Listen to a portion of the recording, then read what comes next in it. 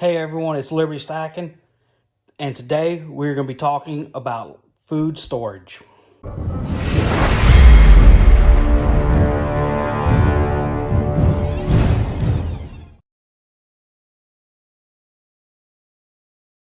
Hey everybody, it's Liberty Stacking. Welcome back to the channel. If you're new, please consider subscribing. It really helps out the channel.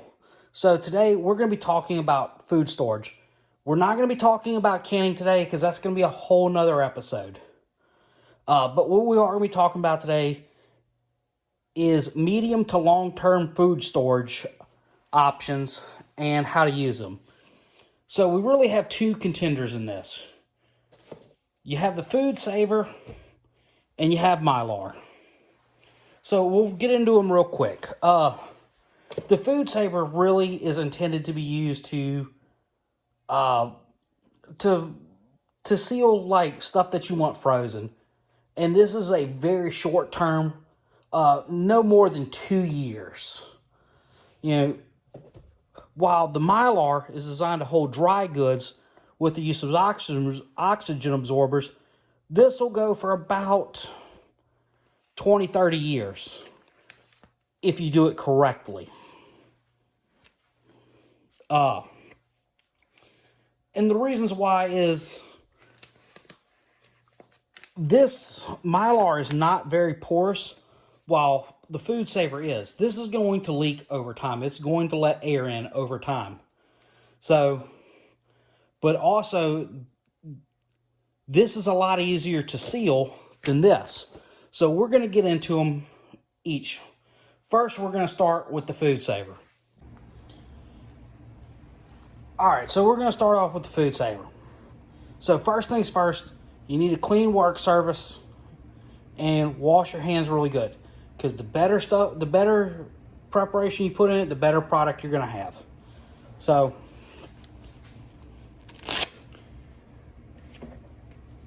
I don't buy the preformed Foodsaver bags. It's cheaper just to get the roll and make the bag yourself.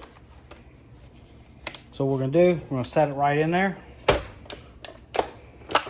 Push down on the corners to lock it. And we're going to just let it seal the end of the bag. This thing has just a seal setting.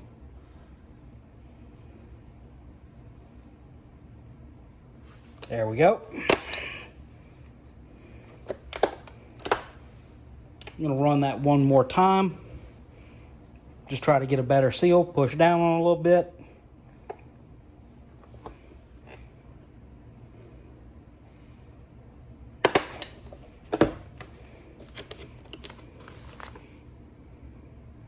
All right, there is our seal. So, today I picked up some fresh gulp shrimp, some pork chops, and a couple packs of sirloin tenders. So,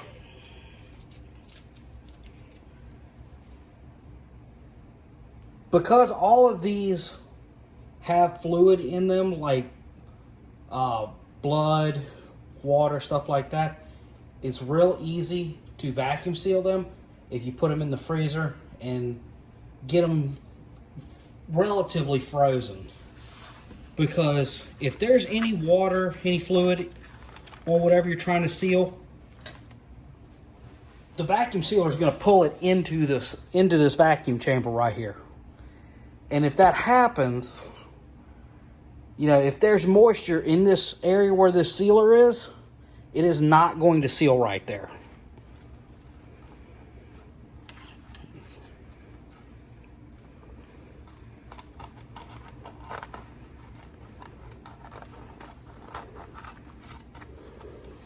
Now this does not have to be all precise.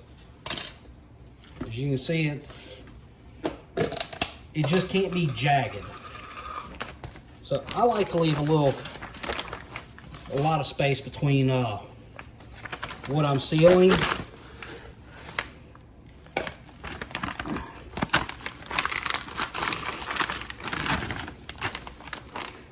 Now as you can see, that's not completely frozen.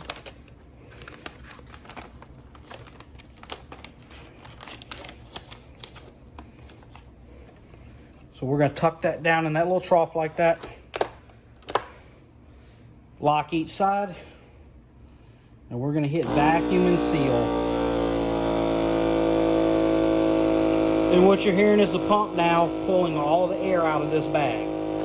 So if there's air, water, whatever, you'll see it get pulled up. You can see that trying to pull you can see it right there. It pulled water and moisture to right about here. All right, lights off.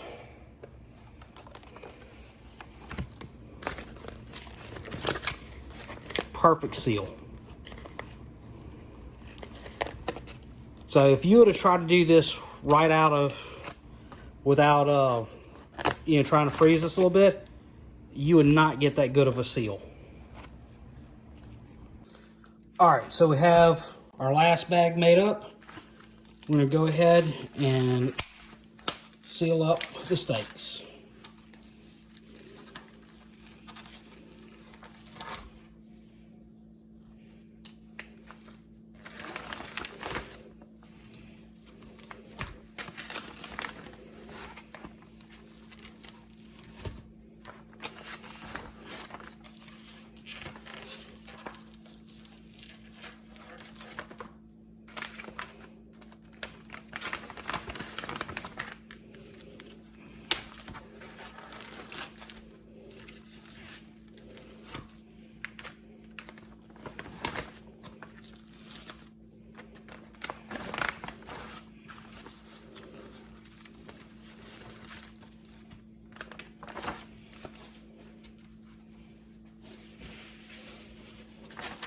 Again, we're going to take our paper towel, clean out the area.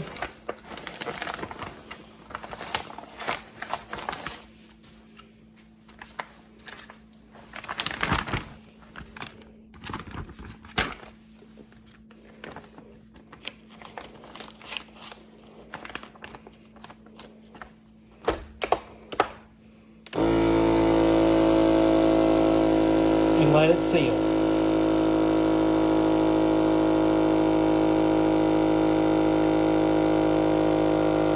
Again, preparation with this is key.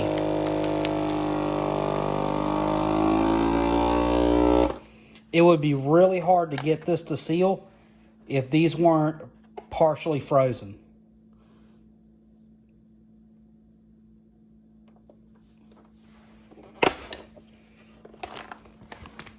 And there you have it. All right, let's move on to the Mylar. So now that we've done the Foodsaver system, let's get into the Mylar. This is really designed to store dry goods. To do this, you need a way to seal the bag, which I use a hair straightener because it's cheap. You can get a specialty iron that was designed to seal these, but this is going to work just as good and it's cheaper. You will need oxygen absorbers. So now I do it a little differently. I use my Foodsaver to pull a vacuum on the Mylar bag. Even though I have oxygen absorbers in there, I go ahead and pull a vacuum and then seal it. These vacuum sealers, their sealing surface does not get hot enough to seal these bags. So if you're going to do it, you're going to need another way to seal. Now you can get Mylar bags in different sizes, just like Foodsaver systems. You can even get these things to fit in a 5-gallon bucket that have a Ziploc style seal on them.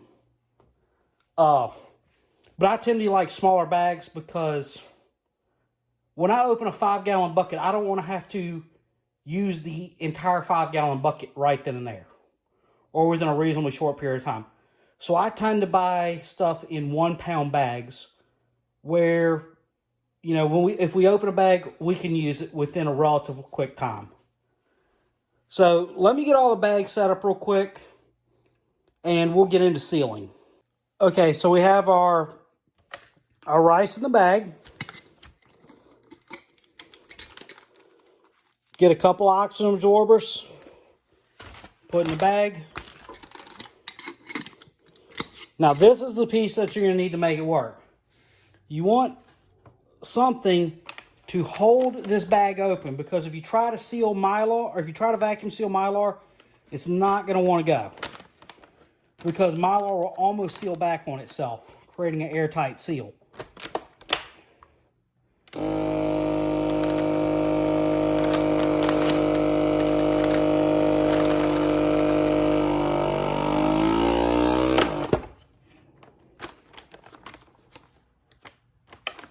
There we go.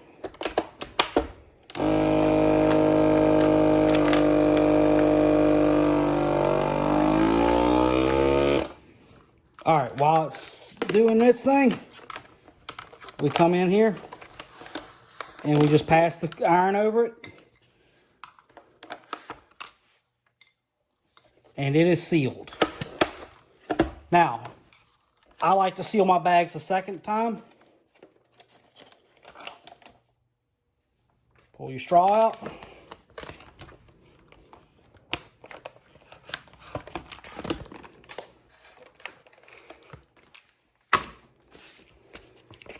And that's really all there is to it. It is sealed up, ready to go.